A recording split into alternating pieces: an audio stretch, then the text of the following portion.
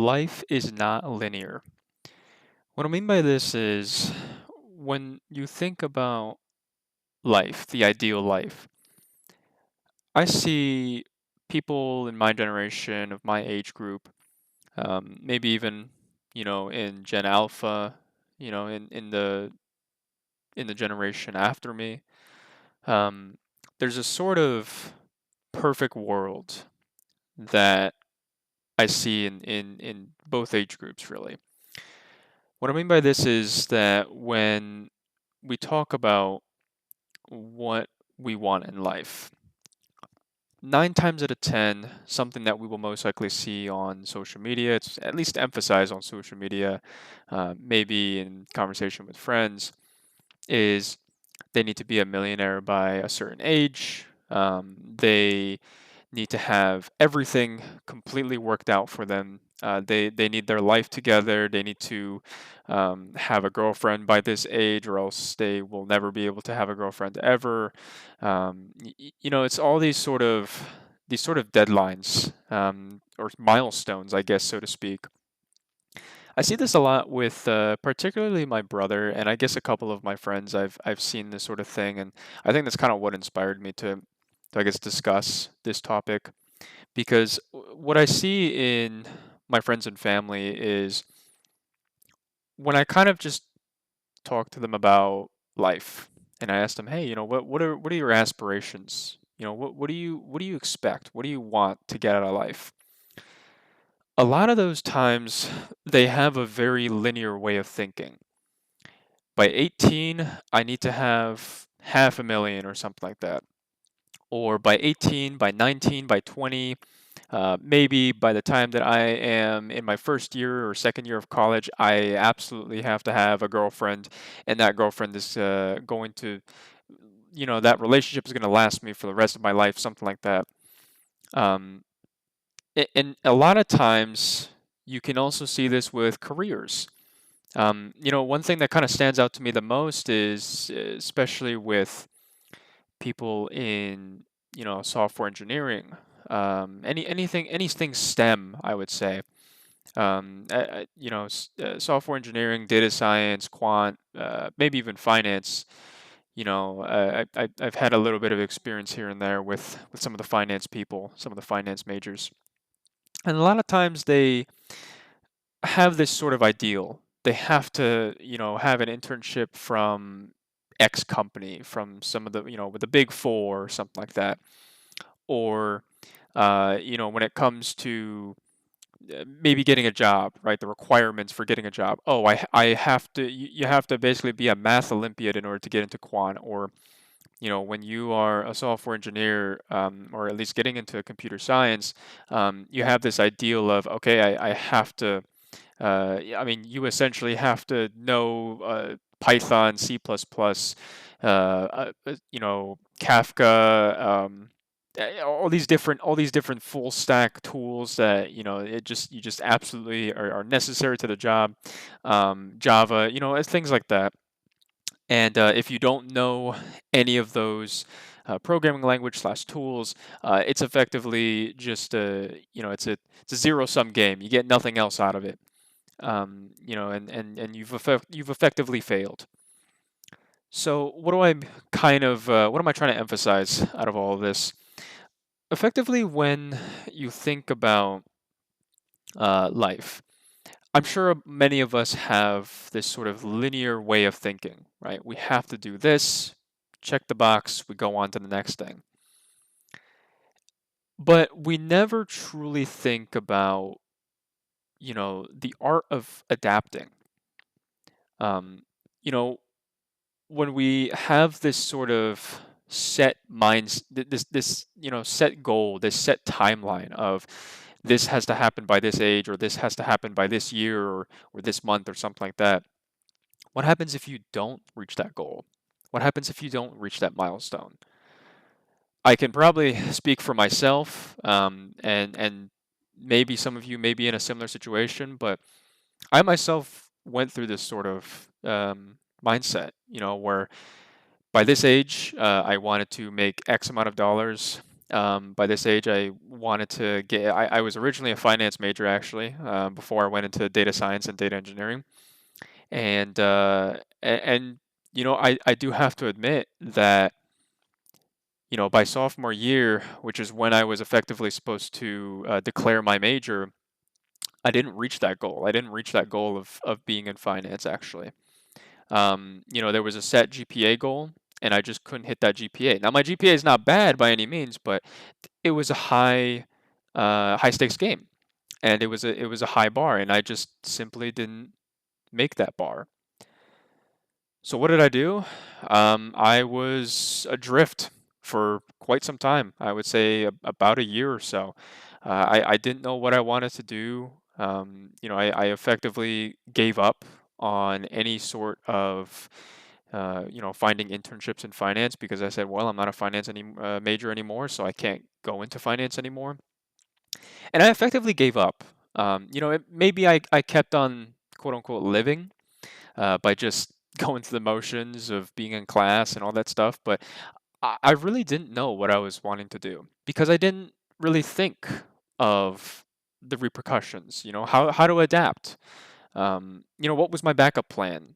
Things of that nature. I never really thought about that, right? Because I had this very idealistic timeline. I thought about things very linearly. I thought that if I just put my mind to it, life would work out the way that I wanted it to work out. And, it has to some extent, but not all the time. Life is full of multiple variables, and we can't control some of those variables. There are some things that are out of our control, there are some things that are in our control. And there is a possibility, there's always a possibility to fail in both of those circles. You can have something that is fully within your control and still not make it. And you can have something that is out of your control and still not make it. And it can work vice versa. So I think what I kind of want you guys to take away from all of this, and effectively what I've kind of learned, I guess, in my experience, is life is not linear. Um, you have to adapt. There are always going to be new things, new situations that are going to come up, and thinking in a linear way that if this or if this happens, then everything in my life is going to be set. Having that mindset can actually hurt you a lot more than help you. Now, this is not to say not to go and achieve your dreams, because I have a different sort of video that I want to make on that, achieving goals and achieving dreams and whatnot. Um, I'm not, going to come on here and say, you can't do it, that it's not possible, because it is. But you also have to be willing to be humble. I think humility is something that a lot of people, I mean, across all generations, I think we've kind of lost sight of that. We kind of go through our daily lives thinking that we're the most self-important, self-righteous human being on earth, um, and that's a little bit of ego, and I think that's the most important, maybe even humane thing of all, right? Is ego. The fact that we even have that sort of consciousness of ego, right? That sort of ability to even think that we are the only people on the planet that can achieve what we want to achieve. I think is what makes us human. But on the flip side, I think ego is good, but there also needs to be a balance of humility. There are going to be things that you are absolutely going to fail on. I've come across multiple times failure, and those multiple times, I'm not going to sit here and lie to you guys. I didn't know what to do. You know, I didn't set up enough systems, enough of reflection points for me to really think, okay, if this fails, what do I do? What's the next step? You know, can I even fathom failure? Right? Is that something that I am actively thinking about, maybe subconsciously thinking about it. Is that something that I can even think about in the current moment? You know, I think a lot of us tend to struggle to accept failure with for good reason. We want to be successful. We want to achieve the things that we want to achieve. But when we fail, how do we deal with that? And it all starts with humility. I'm not perfect in any way, shape, or form. I'm still coming to terms with failure. Like I said in my first video, actually, that I made on this channel, I did have two job offers. Both were very well paid. One of which was actually I was referenced by a friend, and for one of the biggest firms I could have ever dreamed of applying to, and I got both of those offers rescinded. And after that happened, I was like, I didn't know what to do. Wholeheartedly, honestly, didn't know what to do. I kind of just had to sit with it.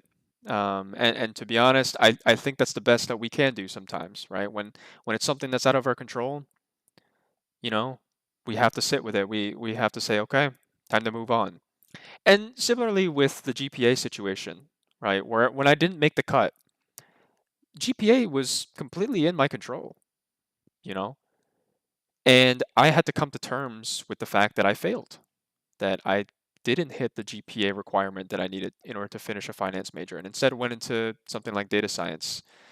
Um, and I think that is just something I'm going to have to live with. It's something that is an experience that I can learn from.